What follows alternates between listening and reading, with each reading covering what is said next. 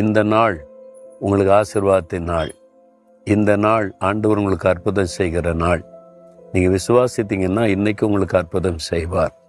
ஏதோ ஒரு காரியத்தை செய்ய தயங்கிக்கிட்டே இருக்கிறீங்க.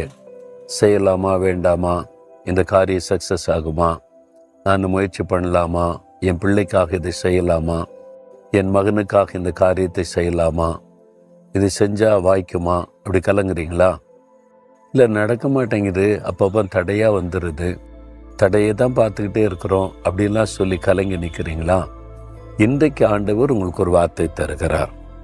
1 நாளாகமும் 22:16 நீ எழும்பி காரியத்தை நடப்பி, கர்த்தர் உன்னோட கூட இருப்பாராக. ஆண்டவர் இன்னைக்கு உங்களுக்கு சொல்லுகிறார், என் மகனே மகளே எழும்பு, காரியத்தை நடப்பி, நான் உன் கூட இருக்கிறேன்.